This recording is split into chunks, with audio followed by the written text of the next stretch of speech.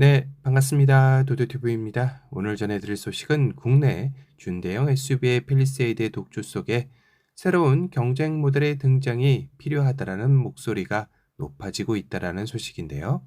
이는 팰리세이드 풀체인지의 독주가 문제가 아니라 최근 출고된 차량들에서 일어나고 있는 시동 먹통, 시트 먹통, 심지어 와이퍼까지 미작동되는 등 다양한 이슈들이 일어나면서 빚어진 결과라는 생각이 드네요.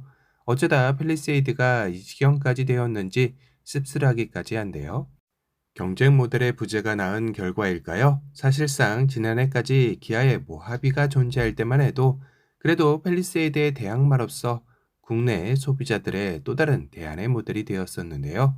2008년 첫 출시 이후 프레임바디 정통 SUV로서의 명맥을 이어오다 2024년을 끝으로 단종 수순을 밟게 되었습니다.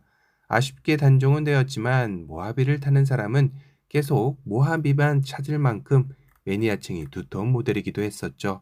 하지만 이로 인해 자연스레 팰리세이드는 국내 준대형 SUV 시장을 편안하게 독점하는 상황이 자연스럽게 이루어진 것입니다.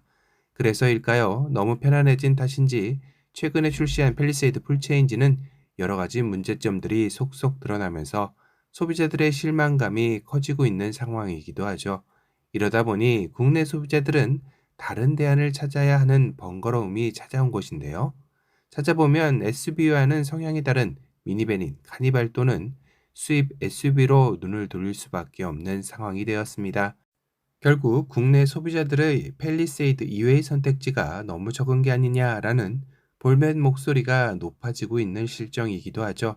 급기야 미국 판매 전용인 텔룰라이드라도 국내에 들어와야 하는 게 아닌가 하는 소비자들도 늘어나고 있는 셈입니다.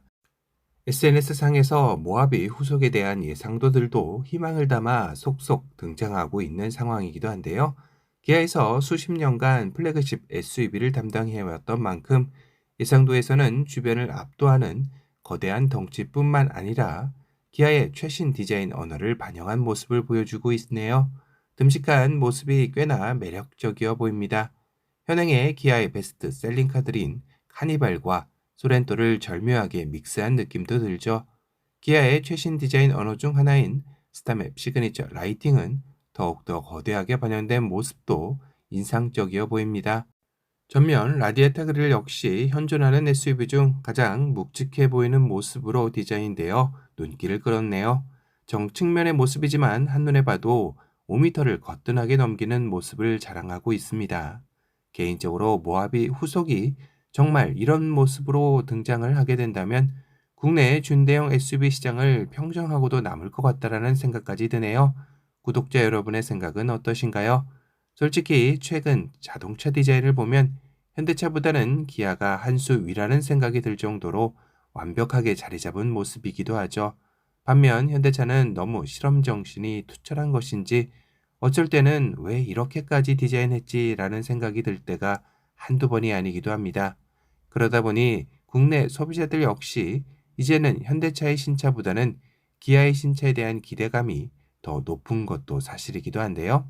거기다 최근 출시한 팰리세이드 풀체인지가 초반인데도 불구하고 문제가 상당히 많이 발생을 하며 계약한 소비자들 역시 취소를 해야 하는 게 아니냐라고 할 만큼 이슈의 중심에 서고 있기도 합니다.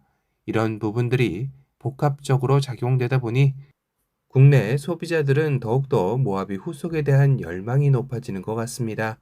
하지만 기아는 공식적으로 타스만이 모하비의 후속이라고 하고 있는 만큼 당분간 우리가 원하는 형태의 모하비 후속을 기대하기란 어려운 상황이기도 한데요. 그래도 한 가지 희망이라면 타스만은 픽업 트럭인 만큼 국내 시장 파이가 한정적이다라는 것일 텐데요. 다시 말해 기존의 모하비가 담당하는 SUV군의 시장 파이를 커버하기에는 너무나도 작은 시장이라는 것이겠죠. 거기다 현대차의 팰리세이드는 혼자 독식하기에 너무나도 아까운 시장이라는 것일 텐데요. 결국 타스만 기반의 모하비 후속이 등장해도 이상할 리 없다라는 것입니다.